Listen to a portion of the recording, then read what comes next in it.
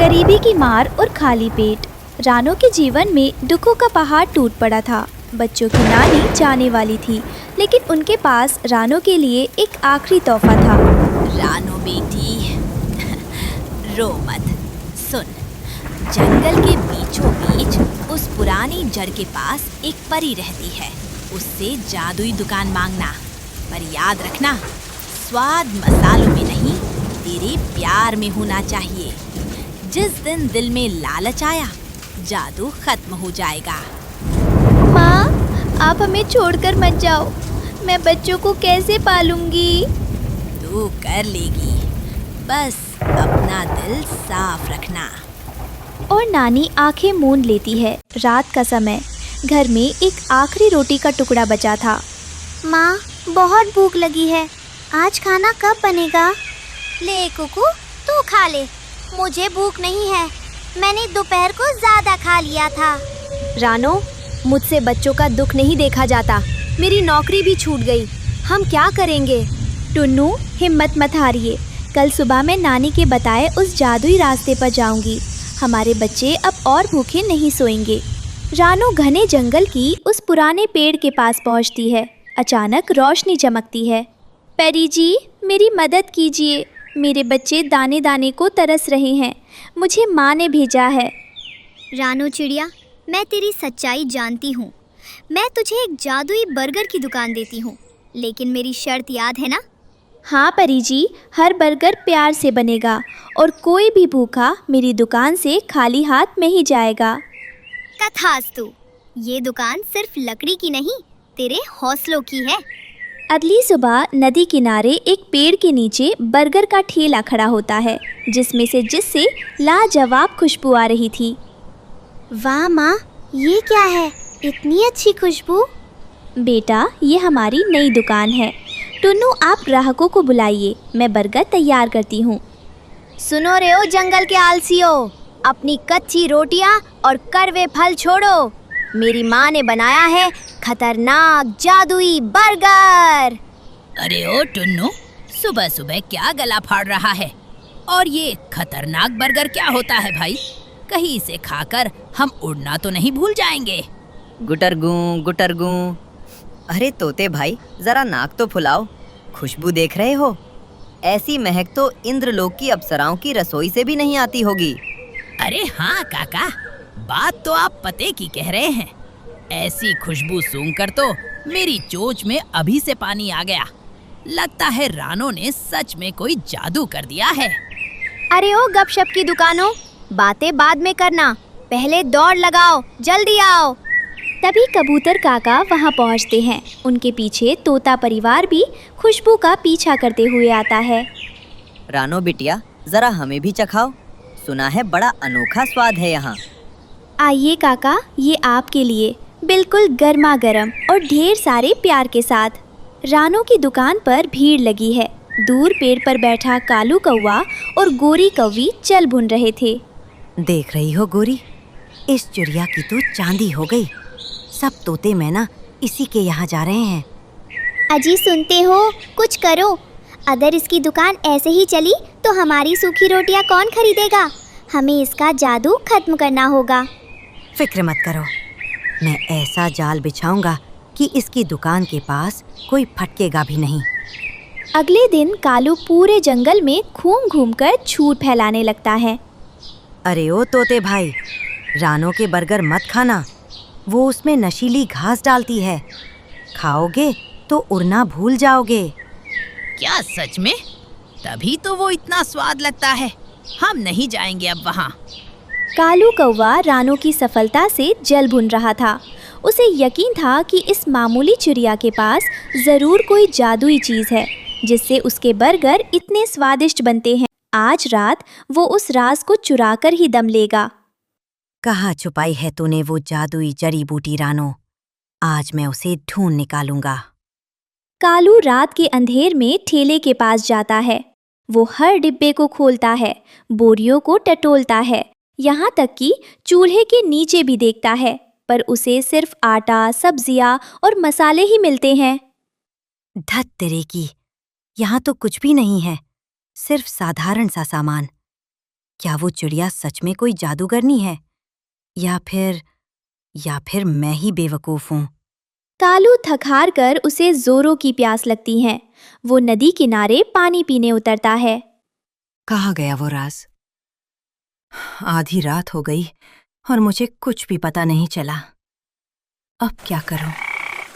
तभी नदी के किनारे से एक जोरदार टर टर टर टर की आवाज आती है। कालू चौंक कर देखता है। एक बड़ा सा हरा मेंढक मजे से पत्थर पर बैठा है। टर टर, अरे ओ कालू भाई, इतनी रात को नदी किनारे क्या ढूंढ रहे हो? कहीं अपनी अकल तो नहीं खो दी? चुप कर मेंढक, तुझे क्या पता मैं किस मुसीबत में हूँ। मैं उस रानू चिड़िया की दुकान का राज ढूंढ रहा हूँ, पर मुझे कुछ भी नहीं मिला। टर टर, अरे बेवकूफ कौवे, राज दुकानों में नहीं, परी की शर्तों में छिपा है। मैंने खुद सुना था जब जादुई परी रानू को दुकान दे रही थी। क्या?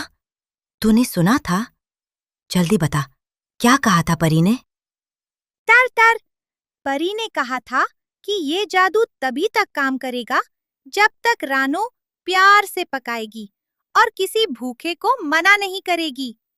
जिस दिन उसने लालच किया या किसी भूखे को दुत्कार दिया, उसी दिन दुकान गायब हो जाएगी। आहा, तो ये बात है। प्यार और भूख। टर, तूने तो मेरी किस्मत ही खोल दी। अब देख मैं कैसे रानू के इस जादू को मिट्टी में मिलाता हूँ। धीरे धीरे कालू के झूठ ने असर दिखाया। रानू की दुकान पर ग्राहकों की भीड़ कम होने लगी। रानो, आज फिर एक भी बर्गर नहीं बिका। सब हमें देखकर रास्ता बदल लेते हैं। मैंने तो किसी का बुरा नहीं किया टुन्नू जी, फिर सब मुझसे दूर क्यों हो गए? बच्चों के स्कूल की फीस भी भरनी है। माँ, आप फिक्र मत करो, हम सूखी रोटी खा लेंगे। पर आप उदास मत हो, चलो घर चलते हैं। अचानक आसमान में घने काले बादल छा गए और टुन्नू चिड़ा राशन लेकर घर आ रहा था कि एक भारी टहनी उस पर गिर जाती है। माँ, देखो पापा को क्या हुआ, वो तो हिल भी नहीं रहे। टुन्नू, अपनी आंखें खोलिए, कोई मदद करो। टुन्नू के पंख पूरी तरह जख्मी हो गए थे। घर में न दवा के पैसे थे न खाने के। रानू पूरी तरह टूट चुकी थी। नफरत की आग में जल रहा कालू अब एक ऐसी चाल चलने जा रहा था जो रानू की दुकान की नींव हिला सकती थी। जग्गू, जा और रानू से मुफ्त में बर्गर मांग। वो मना करेगी और उसका जादू टूट जाएगा। फिर वो दुकान हमारी होगी। पर पिताजी, माँ कहती है कि किसी का बुरा सोचना पाप है। रानू आंटी के बच्चे भी तो भूखे हो जाएंगे अगर दुकान चली गई। बहुत बड़ा विद्वान मत बन। जैसा मैंने कहा वैसा कर, वरना आज तुझे रात का खाना नहीं मिलेगा। अगली सुबह तूफान शांत हो चुका था। तभी जग्गू, जो भूख और डर से कांप रहा था, रानू की दुकान के सामने आकर खड़ा हो गया। रानू आंटी, बहुत भूख लगी है, क्या मुझे कुछ खाने को मिलेगा?